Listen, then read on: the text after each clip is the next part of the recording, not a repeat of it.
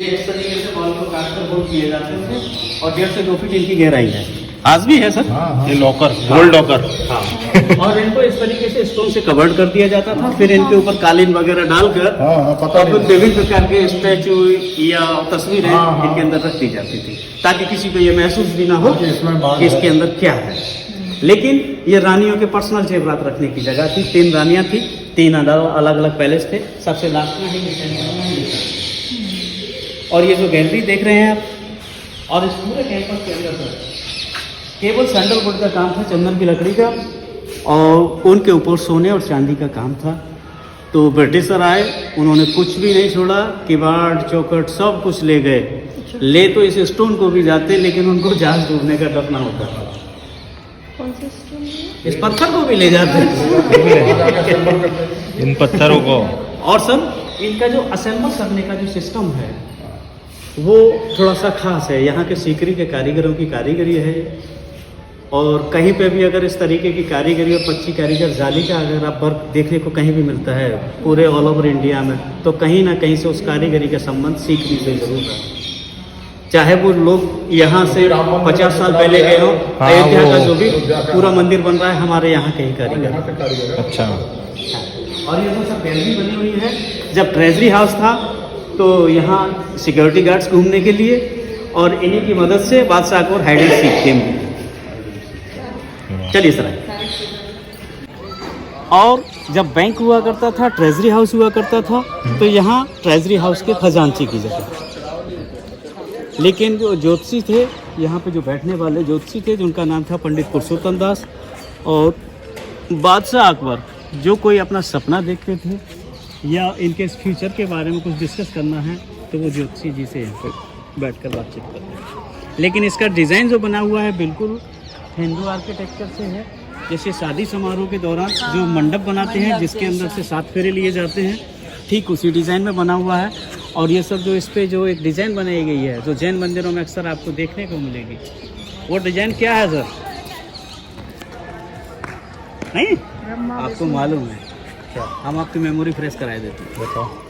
जब सर आपकी शादी हुई थी, तो जब आप घोड़ी पर चढ़कर आप अपनी ससुराल पहुंचे थे, तो आपके वेलकम के लिए जो गेट बनाया गया था, तोरण द्वार, ये वही तोरण द्वार। अच्छा।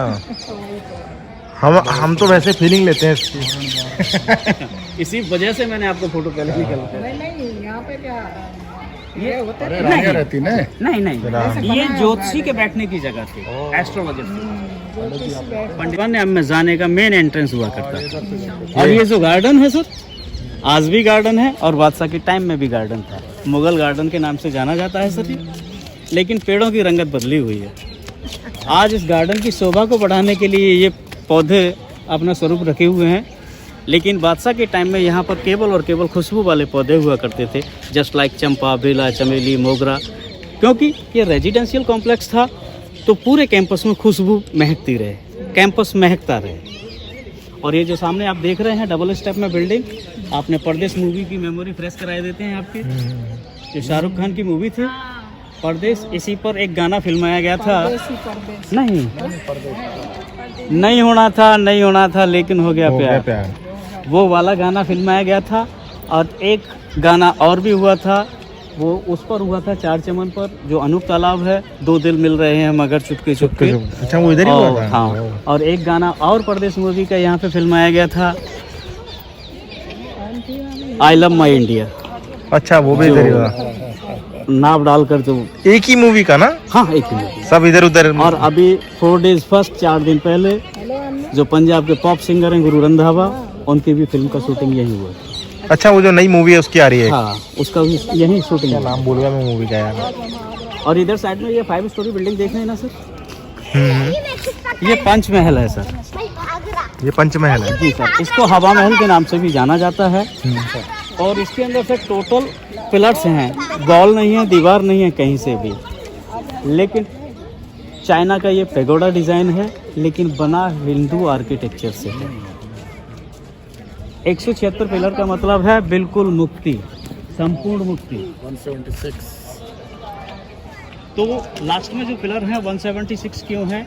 लास्ट की जो मंजिल है उसके अंदर 84 पिलर हैं। सेकंड में 56 हैं, थर्ड में 20, 12 एंड लास्ट में 4, तो टोटल 176। अब 84 लाख। जिस तरीके से मनुष्य 84 लाख योनियों में होकर भ्रमण करता है और लास्ट में जाके उसको एक बार इंसान का जन्म मिलता है, और जिस जन्म का वो वायदा करके आता है प्रभु से, उसी वायदे को भूलकर वो सांसारिक तमाम सुख सुविधाओं की पूर्ति में जुटा रहता है। जो मेन काम है उसको छोड़ देता है। इन पर बादशाह के टाइम में मोस्टली क्या होता था कि 16 to 25 ईयर्स यंग गर्ल्स, उनको गोट की जगह पर स्टैंड किया जाता था। और जब बादशाह अकबर पासा फेंकते थे, और पासा फेंकने के दौरान जो भी काउंट आता था, जस्ट लाइक 2, 4, 6, 8, तो उसी काउंट के हिसाब से वो जो लड़कियां गोट की जगह पर खड़ी रहती थी कलरफुल ड्रेसेस पहनाकर, वो एक जगह से दूसरी जगह तक डांस करती हुई और उनकी परफॉर्मेंस को देखकर लड़कियां चलती थी, और उनकी परफॉर्मेंस को देखकर बादशाह अगर खुश होते तो किसी को एज ए गिफ्ट, किसी को चेन फेंक के दे दी, किसी को नहीं।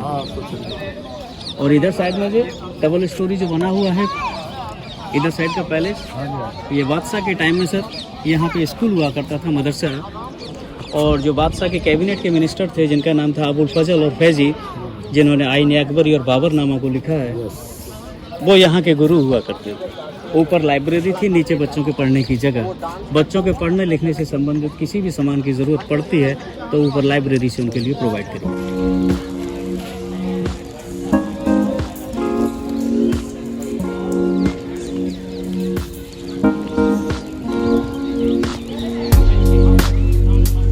और ये उनका शीश महल है सर, और इसके ऊपर सभी धर्मों की कारीगरी है।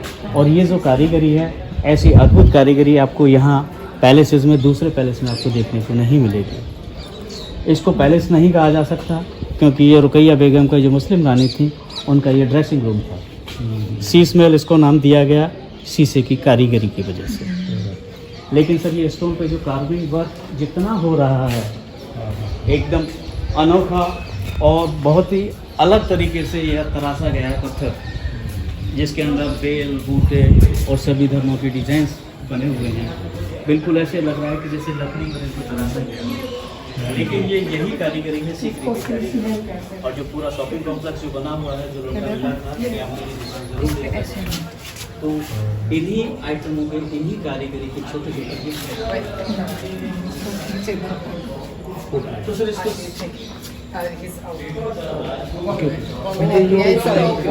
कारण ये है, इधर आइए सर, नज़दीक आइए। ये चारों तरफ इसके जो ब्रैकेट्स जो बने हुए हैं, दुनिया से नया तरीके के शीशे आएंगे। और शीशे के ग्लास वर्क के लिए Belgium is the superior for glass work. Belgium से बेटर ग्लास वर्क कहीं भी दुनिया में नहीं मिलेगा। तो यहाँ टोटल ग्लास वर्क किया गया था। और दूसरा, इसका आप जो छत देख रहे हैं, छत पे जितना शेप बना है, जितना डिज़ाइन बना है, उसके अंदर टोटल डायमंड फिक्स किया जाएगा। और जब इवनिंग का टाइम है, यहाँ पे जब लाइटिंग होती थी तो फुल फिल ऑफ लाइट से हो जाता था। आप बुजुर्ग हैं, सीनियर हैं, आप जानते हैं हीरा कभी किसी की उधारी नहीं रखता। आप एक चिराग देखा होगा, हज़ारों गुना रोशनी देता है। तो जब यहाँ इवनिंग में लाइटिंग होती थी तो इसका नज़ारा बिल्कुल एक्सीलेंट, अद्भुत हुआ करता था।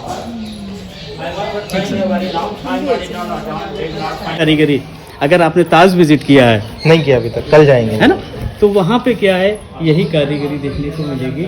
लेकिन वहाँ की जो कारीगरी है और यहाँ की कारीगरी में बहुत अंतर है। यहाँ पे जो मेहनत है इसमें अधिक है, और वहाँ की कारीगरी में पैसा अधिक है, क्योंकि वो इनले वर्क है, पूरा मैनुअली किया है। मार्बल की खुदाई करने के बाद उसके अंदर सीप और मोती, यार ये क्या यार, फ्लावर बने थे, ये फूल देख रहे हो, जॉइंट नहीं है, हाथ से कैसे कर सकता है कोई यार? नहीं है नीचे, लेकिन अपने दरवाजे है वही 3 स्टेप। सब टूट गए। आइए सर, कुछ नहीं है, पार्ट और है, कुछ नहीं, ज़्यादा कुछ टेंशन मतलब। और ये जो जगह है सर, इधर ये छोटी, ये सब जालियों की जगह थी। ये जाली हुआ करती थी यहाँ पे जालियाँ हुआ करती थी। और जालियाँ क्यों हुआ करती थी? क्योंकि ये मुस्लिम रानी थी, पहली रानी थी एज ए पर्दा सिस्टम। और जालियाँ जो हुआ करती थी जस्ट लाइक 45 डिग्री एंगल पर हुआ करती थी, ताकि महारानी जो है, रानी जो है, वो अंदर से बाहर की ओर तो देख सकती हैं, लेकिन बाहर वाला व्यक्ति अंदर की ओर नहीं देख सकता। तो एज ए पर्दा सिस्टम क्योंकि उनका ड्रेसिंग रूम था, महारानी को कोई जाते आते देखे ना, इस वजह से उस तरीके की जालियां